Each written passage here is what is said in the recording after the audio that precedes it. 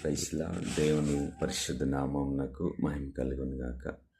మీ అందరికీ యేసుక్రీస్తు నామములో ఉదయకాలపు శుభాలు, దైవాశీస్సులు తెలియపరుస్తున్నాను.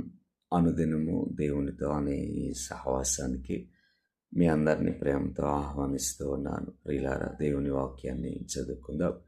కీర్తనల గ్రంథము 85వ కీర్తన 12వ వచనాన్ని గమనించినట్లయితే, యెహోవా ఉత్తమమైన దానిని అనుగ్రహించును.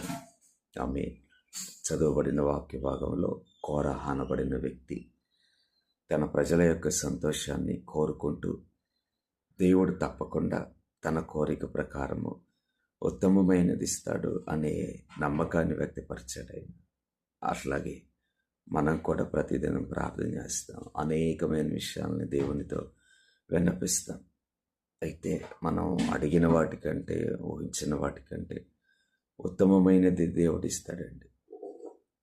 అలాగే దానికి తగినటువంటి యోగ్యతని మొదట దేవుడు మనలో చూస్తాడు. మనకి ఏది ఎవరికి ఎవరు, అలాగే దేవుడు కూడా ఒక మనిషి చేసిన విన్నపాన్ని ఆలకిస్తాడు, ఇస్తాడు, వాస్తవమే. కానీ దానికి తగినటువంటి అర్హతని మనం కనపరచాలి. ద్వితీయోపదేశకాండం 6:19 మనం చదివితే అక్కడ ఇలా రాయబడి ఉంటుంది, నీ దేవుని దృష్టికి నువ్వు యథార్థంగా ఉత్తమమైనది చేసే వ్యక్తిగా ఉండాలి అని. ఈరోజు ప్రభు మనతో మాట్లాడే మాట ఏంటంటే, నేను నీకు ఉత్తమమైనది అనుగ్రహిస్తాను, దానికి ముందుగా నువ్వు నా కనుదృష్టిలో యథార్థంగా నడుచుకుంటూ నీవు ఉత్తమమైనది చేసే వ్యక్తిగా ఉంటే నేను ఇచ్చేవి కూడా అలాగే ఉంటే అని తెలియపరుస్తున్నాడు.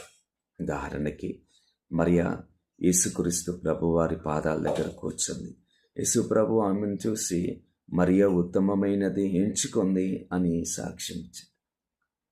కాబట్టి మనము చేసేటువంటి క్రియల్లో, అలాగే మనము చేసే ఉత్తమమైన కార్యాల్లో ముందు వరుసలో ఉండేది ఏంటంటే ఆయనతో సహవాసం చేయటం, ఆయన దగ్గర కూర్చొని, లేదంటే ఆయన సన్నిధిలో సమయం గడుపుతూ ఆయన మాటలు వినటము ఉత్తమమైనది. అలా వినటానికి, ఆయన మాటలు చదవటానికి మనం ఎప్పుడైతే ఆసక్తి చూపుతామో అప్పుడు యథార్థంగా నడుచుకోవటానికి మనము ఇష్టపడతాం.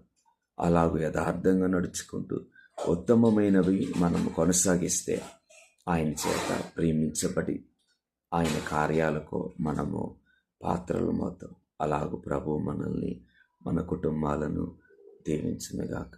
మీ అందరికీ వందనములు.